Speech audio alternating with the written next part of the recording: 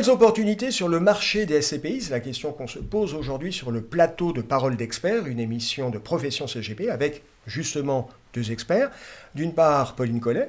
Pauline, bonjour. Bonjour Frédéric, bonjour Franck. Vous êtes directrice des relations investisseurs d'Alderan. Absolument. Et puis d'autre part, Franck Ingalls. Bonjour Franck. Bonjour Frédéric, bonjour Pauline. Vous êtes directeur de la distribution d'Intergestion REM. Et merci de cette précision. Avant de parler des opportunités, est-ce qu'on peut prendre un moment pour parler de la solvabilité du marché de l'immobilier? On lit de plus en plus dans la presse que ce marché de l'immobilier serait en train de devenir insolvable. Qu'est-ce que vous en... Pauline, vous avez un avis? Je parlerai plutôt de tension sur l'obtention des crédits, notamment pour les particuliers. Maintenant, c'est vrai, quand on est société de gestion et qu'on achète pour le compte d'une SCPI, comme très souvent on achète cash, on a quand même moins de difficultés, on connaît quand même de nouvelles opportunités. Bon, Franck, cette question de la solvabilité? Je pense qu'elle mérite d'être posée, elle peut être dans la tête de certains épargnants investisseurs.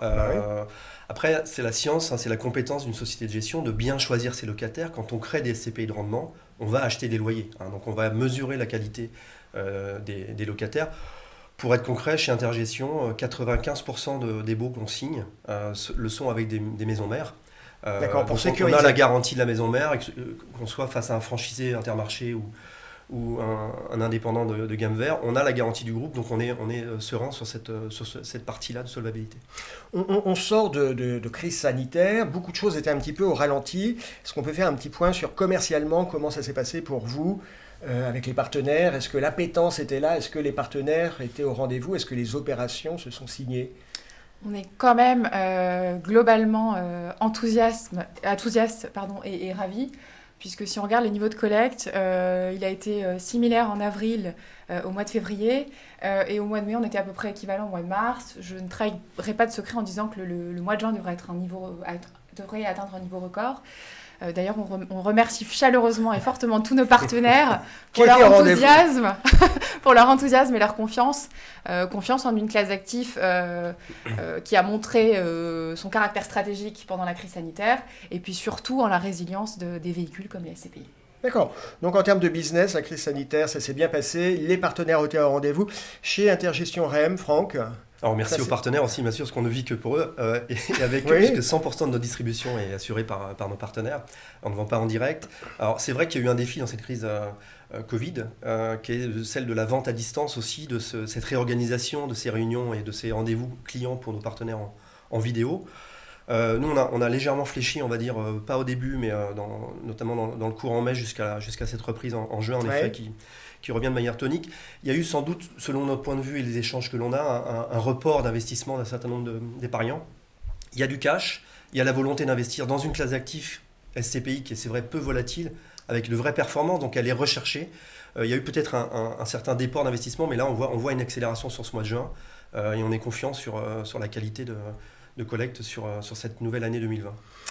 Quelles sont vos actualités à l'un et à l'autre chez Alderan? Pauline Collet. J'ai envie de parler des deux dernières acquisitions de la SCPI Activimo, qui est donc une des premières SCPI entièrement dédiées aux locaux d'activité, à la logistique dite du dernier kilomètre. Un bâtiment d'activité situé à Lieusaint, en Seine-et-Marne, où les propriétaires ont décidé de redevenir locataires. Et puis une deuxième opération, un entrepôt logistique situé à Saint-Chamond, entre Lyon et Saint-Étienne, qui est loué à Loctex, qui est une entreprise spécialisée dans le secteur externalisé de la logistique externalisée, dans la mode et les biens de consommation. J'ai envie de parler de cette opération parce qu'avec un rendement acte en main proche de 9%, je pense qu'Alderan a montré sa capacité à aller dénicher des opérations, même en période de crise. Et c'est vrai qu'on a vu avec cette crise que la logistique, la rupture de la chaîne d'approvisionnement, c'était assez stratégique. Et c'est votre thème sur Activimo.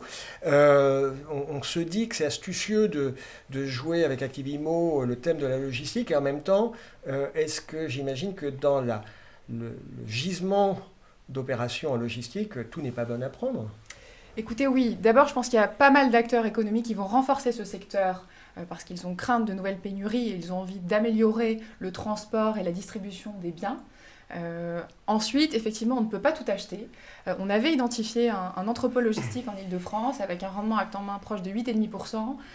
Donc ça, c'est bien. Absolument, mais le site n'était pas assez facilement accessible.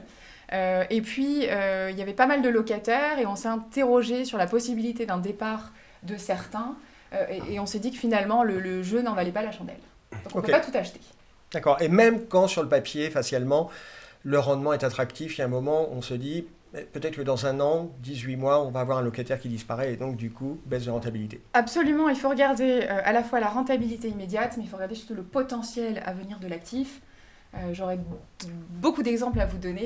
On y reviendra, parce que moi j'aime bien les exemples concrets. Alors, Frank Ingalls, quand même, j'ai l'impression que votre consoeur, Pauline Collet de chez Alderan, jette un peu une pierre dans votre jardin. Elle dit, nous, on joue la logistique.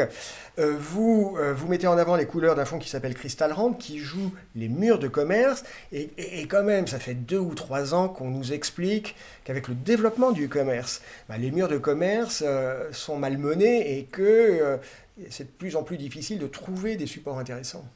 Alors, c'est vrai que l'e-commerce impacte le commerce physique, le pur magasin. Oui. Et c'est clair qu'il y a plein de secteurs aujourd'hui qui sont lourdement impactés. L'ameublement, on le voit dans l'actualité, là, avec certaines enseignes qui ont du mal. Les chaussures, on en parlait, livrées sans doute par les entrepôts de Pauline, mais beaucoup Zalando, etc. L'habillement a beaucoup de mal, en effet, mécaniquement. Donc, c'est la raison pour laquelle, chez Intergestion, avec Crystal Rent, ça fait 9 ans qu'on fait ça, donc on est vraiment un pur player commerce. Le premier filtre, ça va être la stratégie de l'enseigne au digital. Ça va être clé, c'est de dire est-ce que le digital, l'e-commerce, est un canal de plus de vente ou un canal concurrent quelque part. Et ça, un contre-exemple, parce que je pense que ça éclaire bien les stratégies. Il y a 2 ans, quand on avait sur le marché du Fnac Darty, le regroupement des enseignes, très beaux emplacements, très bonne rentabilité, cœur de ville, des marques très connues, etc. Mais on n'y a pas été. Alors que d'autres ont été, mais on n'a pas été parce qu'on estime que la stratégie face au digital, elle est complexe. Vous venez de parler de là où vous n'allez pas, concrètement, de façon positive. Quels sont les secteurs du commerce où vous dites ça vaut le coup d'y aller ? Alors, nous, nos convictions là-dessus, elles vont s'étaler sur 3 grands piliers d'investissement qu'on mène dans Crystal Rent et qui font vraiment performance aujourd'hui. Le premier, c'est l'alimentaire, le commerce alimentaire. Ouais, ça, on a vu que qui a prouvé sa résilience, 40% de hausse dès les premières semaines du confinement. Pour nous, le commerce alimentaire, ça va être des modèles d'art discount, des Aldi notamment, ou des nouvelles tendances de consommation. On va s'y intéresser, du grand frais pour ceux qui connaissent beaucoup en région, des marques de bio c'est bon, etc. Donc on va être sur ce pilier-là, le bas de la pyramide de Maslow, manger. Donc c'est du fondamental. On y croit un maximum. Deuxième truc qui est un petit peu au-dessus, c'est la jardinerie, avec un peu de bricolage, mais principalement la jardinerie. Au travers d'enseignes que les Français connaissent très bien, Jardiland, Gamme Vert, notamment, qui sont garanties par le groupe Invivo, qui est moins connu du grand public, mais qui est le deuxième groupe européen dans ce secteur. Donc là, on est dans le faire soi-même, c'est une vraie tendance de fond.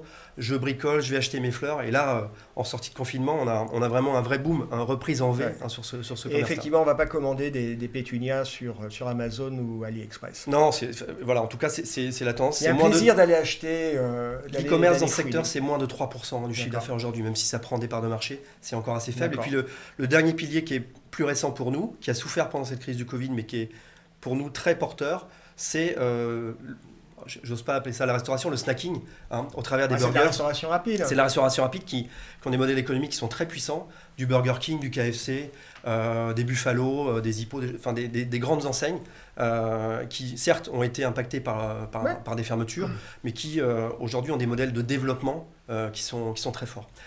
À noter que nous, on maîtrise bien notre marché aussi parce qu'on est investi à 100% en France sur Crystal Rent. On pourrait être investi en Europe, mais on a une profondeur de marché qui fait qu'on reste. Il y a un scope géographique, on préfère rester sur ce qu'on connaît. On a compris comment l'un et l'autre de vos fonds, Crystal Rent et Activimo, se positionnent, c'est très clair. Et il y a pour chacun de ces 2 fonds des arguments. Est-ce qu'on peut parler un peu rendement ? Vous évoquiez un entrepôt logistique qui sur le papier était séduisant, vous évoquiez du 8,5%, mais il y avait des points de suspension et vous dites on ne met pas en portefeuille.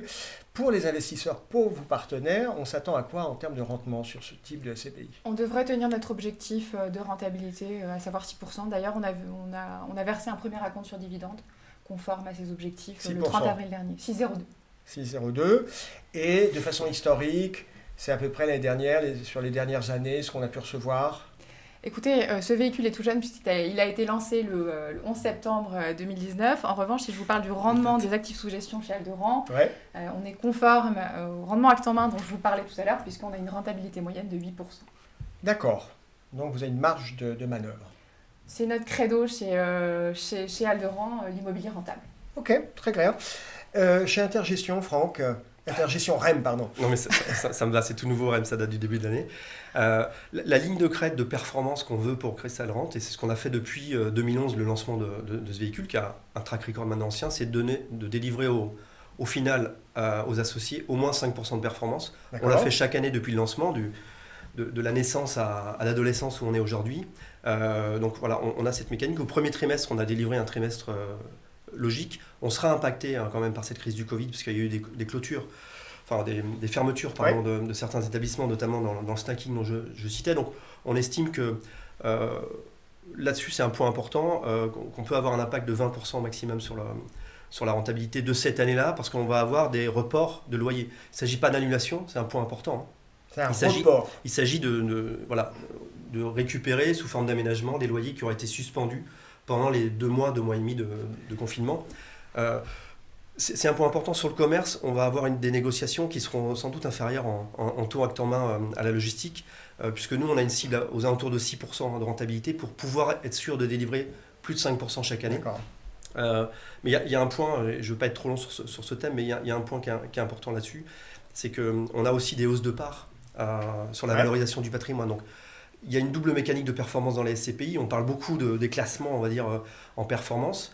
Avec 5% et avec les produits de Pauline, on est top 15 du marché sur à peu près 200 produits. On se situe quand même dans le haut du panier, mais il y a aussi des valorisations du patrimoine. Et ça, c'est un levier aussi pour l'épargnant. Nous, on a augmenté le prix de la part depuis 2014 chaque année, et notamment de 3% l'an passé. Intergestion, de mémoire, c'est une maison qui a une trentaine d'années. Qui a exactement 30 ans, oui. Donc c'est D'où le REM. D'accord. Donc c'est une de vos actualités. On y arrive. Et vous, Pauline, chez Alderan, la maison a une vingtaine d'années, c'est ça? Parce qu'il y a tout un historique. Alderan est une société de gestion qui est jeune, qui a été créée en 2015, agréée AMF en 2017. D'accord. Mais effectivement, elle est l'émanation d'un family office immobilier au Jurel, qui est une foncière de 2 entrepreneurs, Alain Mallard, qui est notre actionnaire de référence, qui était fondateur de Novalliance, une des plus grosses plateformes franciliennes de transport et de logistique. D'où l'historique d'Alderan, d'où la culture chez Alderan. Pour la logistique. Et Rémi Bourgeon, qui était son directeur immobilier de l'époque et qui est notre actuel président. Non, c'est intéressant parce qu'on voit bien qu'il y a des cultures d'entreprise, qu'il y a des tropismes, des centres d'intérêt, des appétences. On connaît bien un secteur et c'est là qu'on va aller tracer le sillon. On a parlé des rendements. On va bientôt conclure. Quels sont les messages que vous avez envie de transmettre aux partenaires, au CGP, mais aussi aux investisseurs finaux, aux particuliers sur ce marché des SCPI? Allez, je vais commencer. Allez. Honneur aux dames. Écoutez, si vous aviez encore des interrogations, si vous aviez encore des doutes sur la pertinence, le côté stratégique et rentable de la classe d'activité, de la classe d'actifs activité logistique, n'hésitez pas à nous contacter. On est toujours en recherche de nouveaux partenariats, surtout qu'on a des objectifs de collecte ambitieux. Bon, ça c'est clair. Volontarisme. Franck, chez Intergestion REM, alors, les messages que vous avez... On reste sur nos valeurs clés de la maison. La SCPI, c'est d'abord de la pérennité. Donc, on a cette logique d'investissement long terme. Le commerce, nous, notre conviction, elle date on va dire de l'origine de Cristal-Rent, mais c'est aussi des baux assez longs en commerce. On ne va pas être sur du 3-6-9, on va être assez long. Donc de la pérennité, tout concourt à ce premier pilier, c'est notre première clé. Le deuxième point, c'est de la performance. Parce qu'en dessous de 5%, en effet, on n'existe pas trop sur le marché si on fait la moyenne du marché. Donc on va chercher quand même cette performance régulière, et c'est une régularité qu'on va chercher aussi là-dessus. Et le dernier point en synthèse? En synthèse, la conviction. La conviction. On agit bien en société de gestion que si on est convaincu, on prend des vraies positions, de la transparence et des convictions. Franck, c'était très clair. Merci à vous. Pauline, merci. C'était notre sujet. Quelles opportunités sur le marché des SCPI, avec Pauline Collet d'Alderan et Franck Ingels d'Intergestion REM. À très bientôt. Merci à vous. Au revoir à tous.